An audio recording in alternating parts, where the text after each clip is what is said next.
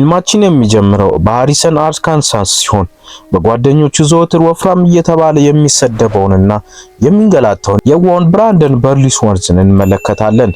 ታላቅ ወንድሙ ማርቲ ስለ ብራንደን ጤንነትን ያለማቋረጥ መክሰስ መብላት ቢጨነቅም የብራንደን አይኖች ግን ቴሌቪዥን ላይ ተተክለዋል። ሶፋው ላይ ተቀምጦ ካለምንም ቅድመ ሁኔታ ድንገት አንድ ማንም ያልጠበቀው ትልቅ ነገር ይናገራል። ለአርካንሳስ ፌዘር ባክስ የአሜሪካ እግር ኳስ ቡድን ይጫወታለሁ ይላቸዋል። እናቱ ህልሙን ብትደግፍለትም ይህንን ለማሳካት ግን የተራራ ያህል ከባድ ስራ እንደሚጠብቀው ታስባለች። ብራንደን የአካባቢው ታዳጊዎች እግር ኳስ ቡድንን ይቀላቀላል። ነገር ግን በሜዳ ላይ ባገኘው የመጀመሪያው ትልቅ እድል የልምድ ማነስ ይታይበታል። ተቃራኒውን ኳስ አከፋፋዩ ካርተር ባክ ከመጣል ይልቅ እግሩን ብቻ ይዞ በመቆም ተቃራኒውን ቡድን ኳስ እንዲያስተላልፍ ያደርጋል።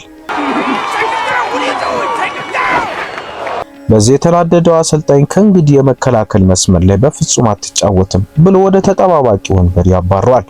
በዚህ ውደት ውስጥም ሆኖ ጨዋታውን ይታዘብ የነበረው የከፍተኛ ሁለተኛ ደረጃ ትምህርት ቤት አሰልጣኝ ታይ ወደ ብራንደን በመቅረብ ህይወቱን የሚቀይር ምክር ይሰጠዋል። ሁሉንም ሰው በስራ ለመምለጥ ከፈለክ ልምምድ ቦታ መጀመሪያ የምትደርሰውና መጨረሻ የምትወጣው አንተ መሆን አለብህ ይለዋል። ዓመታት ያልፋሉ። ብራንደን የአሰልጣኝ ታይን ፍልስፍና ይዞ ወደ ከፍተኛ ሁለተኛ ደረጃ ትምህርት ቤት ይሸጋገራል። በተፈጥሮ ስፖርታዊ ብቃት ያጣውን ነገር በጠንካራ ስራ ለማካካስ ሁልጊዜ ማለዳ ሜዳ ላይ መጀመሪያ የሚገኘው እሱ ብቻ ነው። የእሱን ትጋት የተመለከተው አሰልጣኝ ታይ በታዋቂው አርካንሳስ ፌዘር ባክስ ቡድን የአጥቂ መስመር አሰልጣኝ ከሆነው ከአሰልጣኝ ቤንደር ጋር መደበኛ ያልሆነ ስብሰባ ያመቻችለታል። ነገር ግን ስብሰባው እንደታቀደው አልሄደም። አሰልጣኝ ቤንደር ብራንደንን አንድ ጊዜ ተመልክቶ በጣም ትንሽ እንደሆነና ለኮሌጅ እግር ኳስ የሚያስፈልገው ጥራት ያለው ቁመና እንደሌለው በመናገር ሙሉ በሙሉ ያጣጥሏል። ሆኖም ለብራንደን አንድ ከባድ ፈተና ይተውለታል። ራስን ክፍያ ከፍለህ እንደ ዎኮን ወይም ያለ ስኮላርሺፕ የሚገባ ተጫዋች መሆንና ለዋኖቹ ስኮላርሺፕ ኮከቦች ማገጃ ሚኒክሎችን መያዝ ከፈለክ አንከለክልህም ይለዋል። ተጠራጣሪዎች ተሳስተው እንደነበር ለማረጋገጥ የቆረጠው ብራንደን ከአንድ ትንሽ ዩኒቨርሲቲ የተሰጠውን እርግጠኛ የስኮላርሺፕ እድል በመቅደድ ሁሉንም ነገር በሪዘርባክ ህልሙ ላይ ለማወራረድ ይመርጣል። ቤተሰቡ የአንድ ዓመት የትምህርት ክፍያውን ለመሸፈን ሲሉ ቤታቸው ለሁለተኛ ጊዜ በብድር ይዛሉ። ብራንደን በአንድ ዓመት ውስጥ እናቱን የከፈለችውን ለመመለስ ሙሉ የስፖርት ስኮላርሺፕ እንደሚያገኝ ቃል ይገባላታል። ብራንደን በአርካንሳስ ዩኒቨርሲቲ ግቢ ውስጥ ሲደርስ ነገሮች ወዲያውኑ ከነበሩበት የባሰ እየሆኑ ይሄዳሉ። አሰልጣኙ በቂ ትልቅ አይደለም ማለቱን በተሳሳተ መንገድ በመረዳቱ ብራንደን በእረፍት ወቅት 85 ፓውንድ ያህል ክብደት ሰውነቱ ላይ ጨምሮ ነበር። ሚዛን ላይ ሲወጣ 50% የሰውነቱ ስብ ያለውና 330 ፓውንድ የሚመዝን ግዙፍ ሆኖ ይገኛል። አሰልጣኝ ቤንደር በመገረም እንኳን ደስ አለ ልበል ወይንስ ህይወት ማቆያ ማሽን ላይ ላድርግ በማለት ይሳለቅበታል። ያለ ስኮላርሺፕ እንደመግባቱ ወይም ዎኮን ብራንደን ከባድ መገለል ይደርስበታል። የተለየና ዝቅተኛ ደረጃ ያለው የመቀያየሪያ ክፍል እንዲጠቀም ለከፍተኛ ስኮላርሺፕ ተጫዋች አድካሚ መልእክቶችን እንዲያደርስ ይገደዳል። በሩጫ ልምምዶች ላይም ጓደኞቹ በክብደቱ ምክንያት ያለማቋረጥ ያሾፉበታል።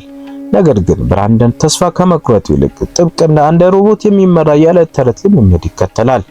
በየቀኑ ከጠዋት 11 ሰዓት ወይም 5 ሰዓት ኤኤም ላይ ለጸሎት ይነሳል። ከዛም በማያቋርጥ ትጋት ስፖርት መስራት ይጀምራል። አሰልጣኝ ቤንደር የሱን የማይሰበር መንፈስ ያስተውላል። ትክክለኛውን የእግር አጠቃቀም ወይም ፉትወርክ ጥበብን ያስተምረዋል።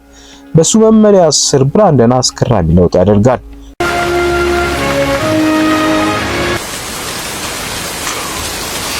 የትርፍ ስቡን አቅልጦ ንጹህ ጡንቻ ይገነባል። እውነተኛው የለውጥ ነጥብ የሚመጣው በአንድ ከባድ የልምምድ ወቅት ላይ ነው። አሰልጣኞቹ ብራንደን የቡድን ከፍተኛ የስኮላርሺፕ መስመር ተጫዋቾች ከሆነ ከኔዘን ጋር ፊት ለፊት እንዲጋጠም ይመርጡታል። የቡድኑ አባላት አሳፋሪ ሽንፈትን ይጠብቁ ነበር። አሰልጣኝ ቤንደር እንኳን ለብራንደን እንዳትዋረድ እግርን በትክክል መሬት ላይ ማሳረፍ ላይ ብቻ ትኩረት አድርግ ይለዋል። ፊሽካ ይነፋል። ብራንደን ግን ካለ ምንም እንግልት የእግር እንቅስቃሴውን በመጠቀም ያንን ኮከብ ተጫዋች ሙሉ በሙሉ ከክልሉ ውጪ ገፍቶ ያወጣዋል። መላው ስታዲየም ጭጭ ይላል። በመገረም አሰልጣኙ ድጋሚ እንዲያደርጉ ያዛቸዋል። በሁለተኛው ግጭት ላይ ብራንደን ኔዘንን ከቀድሞ የበለጠ ፍጥነት ሙሉ በሙሉ ያሸንፈዋል። ይህም ከቡድኑ አጋሮች ከፍተኛ እልልታን ያስገኝለታል። ቀስ በቀስ የመቀያየር ክፍሉ ባህል ይቀየራል። ቀደም ሲል ያንገላቱት የነበሩት ተጫዋቾች የሱ ወደር የለሽ የሥራ ባህል ማክበር ይጀምራሉ። በአካባቢው ካፌ አብሯቸው እንዲዝናና ቢወስዱትም የሚጠጡበት ጁስ ላይ መጠጥ ይቀላቅሉበታል። በዚህም እጅግ በጣም ተበሳጭቶ ወደ ልምምድ ስታዲየም በመኪናቸው እንዲመልሱት ያደርግና በዝናብ እዛው ሜዳ ውስጥ ብቻውን ይሮጣል። የቡድኑ አባላት ባደረጉት ነገር በመጸጸት አጋርነታቸውን ለማሳየት በስታዲየሙ ትራክ ላይ ከእርሱ ጋር አብረውት በዝናብ ይሮጣሉ። በመጨረሻም በሜዳ ላይ ብቃቱን ካረጋገጠና ቡድኑን ሳምንት ከሳምንት ካዘጋጀ በኋላ ብራንደን ወደ አሰልጣኝ ቤንደር ቢሮ ይጠራል። መጥፎ ዜና የጠበቀው ብራንደን በተቃራኒው በከፍተኛ ስኮላርሺፕ ክፍል ውስጥ አዲስ ካቢኔ ወይም ሎከር ይሰጠዋል።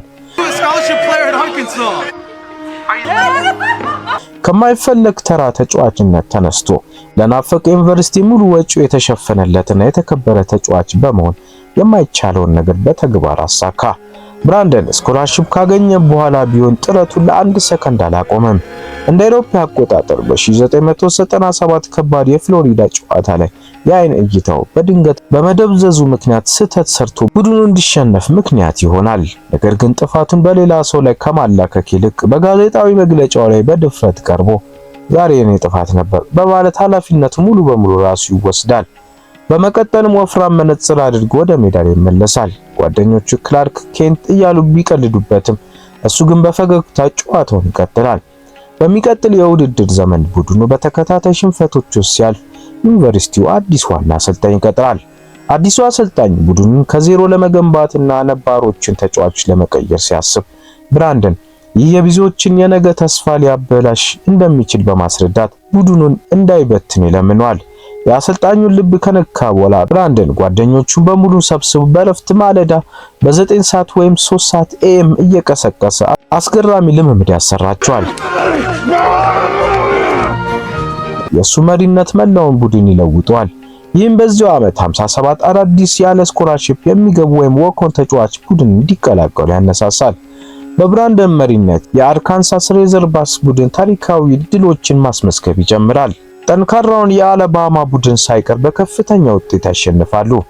አሰልጣኙ የሱን ጠንካራ ስራና ቁርጠኝነት ለመግለጽ የበርልስ መንገድ የሚል አዲስ የቡድን መሪ ይሰይማል። በኮሌጅ እግር ኳስ ታሪክ ውስጥ ትልቁ የስኬት ታሪክ ባለቤት የሆነው ብራንደን በአገሪቱ ደረጃ የመጀመሪያውን ቡድን ኦል አሜሪካን ተጫዋች ተብሎ ይመረጣል። ይህ አስደናቂ ስኬት በቀጥታ ወደ አሜሪካ ትልቁ ሊግ ኤንኤፍኤል ይመራዋል። በታዋቂው የኢንዲያናፖሊስ ኮልትስ ቡድን ውስጥ ወዲያውኑ በቋሚነት እንዲጫወት ይመረጣል። ዓመታት ሙሉ በከባድ ጥረት የገነባውና እናቱን ለመርዳት ያለመው ህልሙ በመጨረሻ እውን ይሆናል። ከታላላቅ ስኬቶች በኋላ ብራንደን ለቀድሞ ቡድን ያለውን ክብር ለመግለጽ ወደ አርካንሳስ ይመለሳል። እዛም የክብር ቀለበት ስነ ስርዓት ላይ እንዲገኝ ቢጋበዝም ለእናቱ የሰጠውን ቃል በማክበር እናቴን ወደ ቤተክርስቲያን መውሰድ አለብኝ በማለት ግብዣውን በትህትና ውድቅ አድርጎ ወደ ቤቱ መኪናውን መንዳት ይጀምራል። ይሁን እንጂ ታሪኩ ወደማይቀረው አሳዛኝ ምዕራፍ ይሸጋግራል። ብራንደን ወደ ቤቱ እየነዳ ሳለ የያዘው መኪና መቆጣጠሪያውን ስቶ ከከባድ የጭነት መኪና ጋር ይጋጫል። ገና በ2 ዓመቱ ህልሙን አሳክቶ የኤንኤፍኤል ሙሉ ለመፈረም ቀናት ሲቀሩት ይህ አስደናቂ ወጣት በድንገት ከዚያ ዓለም በሞት ይለያል። ወንድሙ ማርቲንና እናቱ በፖሊስ ተከበው በከፍተኛ ሐዘን ውስጥ ይወድቃሉ። በለቅሶ ወቅት አንድ ሰው የእግዚአብሔርን ፍትሃዊነት ሲጠራጠር፣ እናቱ ግን በትልቅ እምነት ነገሩን ተቀብላ እኛ ከእግዚአብሔር ትልቅ እቅድ በታች በጣም ትናንሽ ነን ስትል ማርቲንን ታጽናናዋለች። ፊልሙ በመጨረሻው ክፍል ላይ ብራንደን በርልስወርዝ ከሞት በኋላ የተተወለትን ታላላቅ ታሪካዊ መታሰቢያዎች ያስቀምጣል። የበርልስወርዝ እግር ኳስ ካምፕ ወንድሙ ማርቲ ከ1999 ጀምሮ የብራንደን እሴቶች፣ እምነት፣ ቤተሰብና ትዕግስት የሚያስተምር የስፖርት ካምፕ ያካሂዳል። የአካዳሚክ ስኮላርሺፕ የአርካንሳስ ዩኒቨርሲቲ በየዓመቱ በሱ ስም 18 የስኮላርሺፕ እድሎችን ይሰጣል። የበርልስወርዝ ፋውንዴሽን በሺዎች ለሚቆጠሩ አቅም የሌላቸው ህጻናት ነፃ የዓይን ሕክምናና የስታዲየም መግቢያ ቲኬቶች ያቀርባል። የበርልስወርዝ ትሮፊ ከ2010 ጀምሮ በየዓመቱ በሀገሪቱ ደረጃ ያለ ስኮላርሺፕ ወይም ወኮን ተነስተው እጅግ በጣም ምርጥ ለሆኑ ተጫዋቾች የሚሰጥ ትልቅ ብሔራዊ ሽልማት ሆነ። የመስታወቱ ካቢኔ በዩኒቨርሲቲ ውስጥ ያለው የእሱ ቁጥር 77 የልብስ መቀየሪያ ካቢኔ ወይም ሎከር ከ1999 ጀምሮ በክብር ተሸፍኖ ለሚመጡ አዳዲስ ተጫዋቾች ሁሉ የጽናትና የትጋት ትልቅ ማስታወሻ ሆኖ እንዲኖር ተደርጓል።